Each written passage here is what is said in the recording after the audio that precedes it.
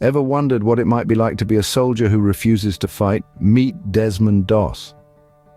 Born into the humble heartland of Virginia during the Great Depression, Desmond Doss grew up with a profound faith as a Seventh-day Adventist.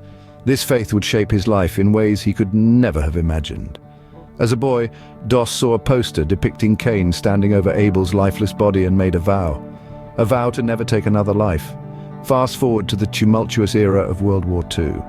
Doss felt the call to serve his country, but not like most. He enlisted in the military not as an infantryman, but as a medic. He aimed to heal, not to harm.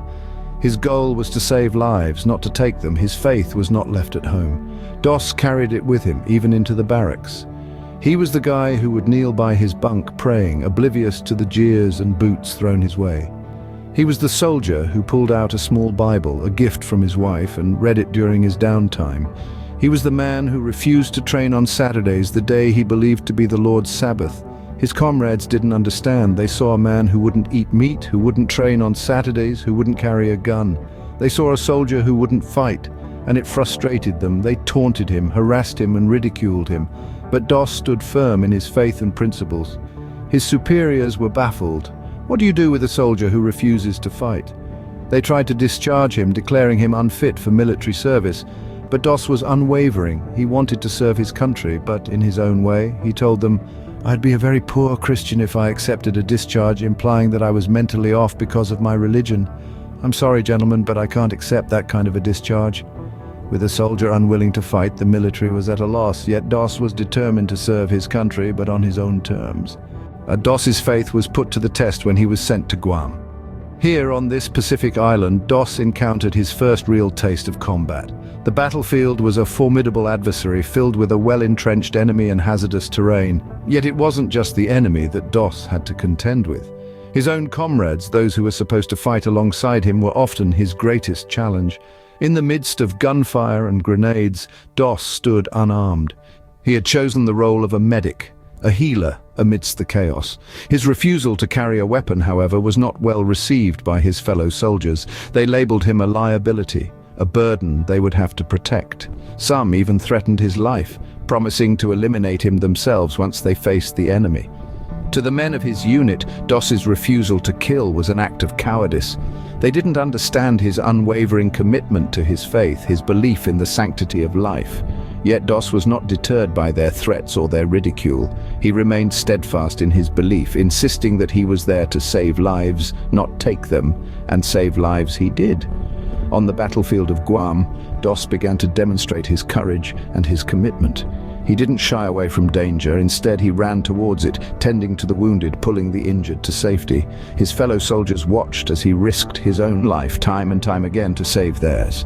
Slowly, their disdain began to shift. They started to see that Doss's refusal to kill was not an act of cowardice, but an act of courage. They saw a man who was willing to risk his life for others, a man who stood by his convictions even in the face of death. Despite the threats and the danger, Doss stood firm in his beliefs and continued to serve.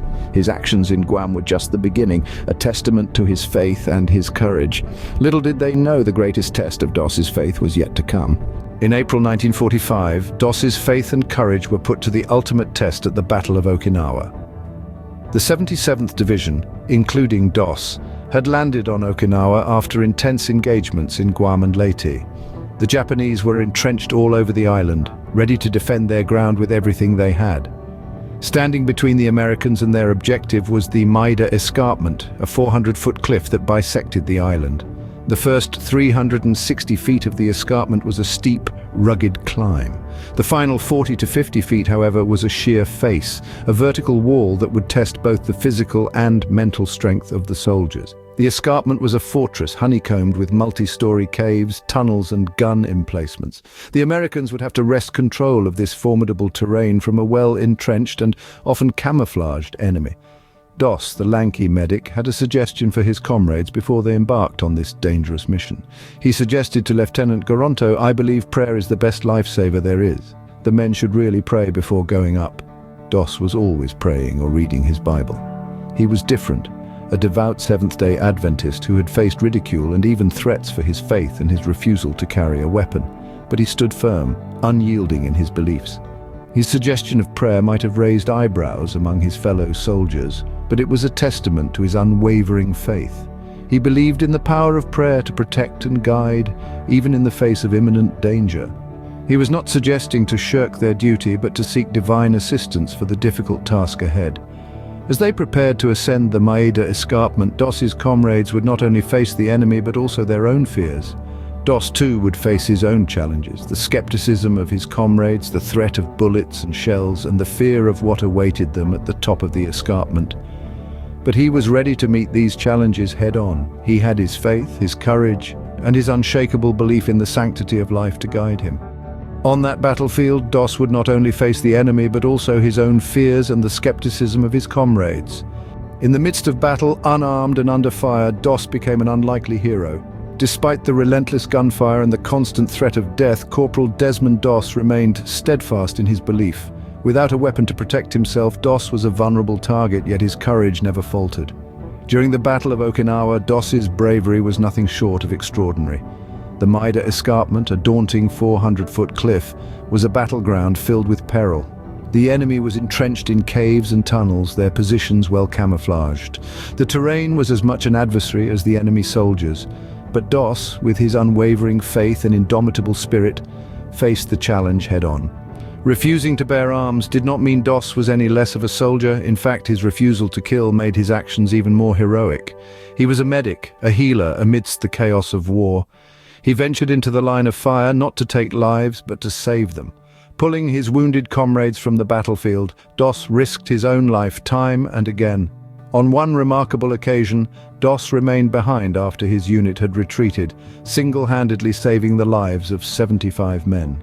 Without a gun or a bayonet, he faced the enemy and the rugged terrain, armed only with his medical kit and his faith. His actions were beyond heroic, they were miraculous. Despite being a target for enemy gunfire, Doss continued his rescue mission, displaying an unparalleled level of bravery and selflessness. His fellow soldiers, once skeptical of his beliefs, could only watch in awe as Doss ventured into the battlefield, unarmed and unafraid. Doss's courage under fire was a testament to his faith and his dedication to his fellow soldiers. He believed in the sanctity of life, even in the midst of war. He may not have carried a weapon, but Doss was armed with something much more powerful: his unwavering faith and his belief in the power of love over hate. In the face of danger, Doss proved that one doesn't need a weapon to be a hero. His actions during the Battle of Okinawa were a shining example of courage, selflessness, and heroism. Corporal Desmond Doss, the unarmed hero, showed us that true strength lies not in the weapons we carry, but in the beliefs we hold. Desmond Doss left a legacy that extends far beyond the battlefield. His deeds, his faith, and his unwavering commitment to his principles had an impact that reached not only his fellow soldiers but also the military as a whole, and indeed the world. This humble, unassuming medic from Virginia who refused to carry a weapon or harm another human being was someone who truly redefined what it means to be a hero. He showed that courage does not always come from wielding a gun or charging into combat. Sometimes it comes from standing firm in one's beliefs, even when everyone else is telling you that you're wrong. Doss's actions during the Battle of Okinawa, where he saved the lives of 75 men without firing a single shot, showed his fellow soldiers, his commanding officers, and the world that there is more than one way to serve one's country. His legacy challenges the conventional ideas about courage and heroism that we often take for granted. In the face of ridicule, threats, and even attempts to have him discharged from the military, Doss stood by his convictions. He was not swayed by peer pressure or the prevailing attitudes of the time. Instead, he held fast to his faith and his principles, showing a kind of moral courage that is all too rare. Moreover, Doss's story has had a profound impact on the military. His Medal of Honor citation reads, "Through his outstanding bravery and unflinching determination in the face of desperately dangerous conditions, PFC, Doss saved the lives of many soldiers." His actions have served as a powerful reminder that there is a place for conscience, for compassion, and for faith even in the midst of war. Doss's story reminds us that true courage comes not from the ability to fight, but from the strength to stand by one's convictions, even in the face of overwhelming adversity.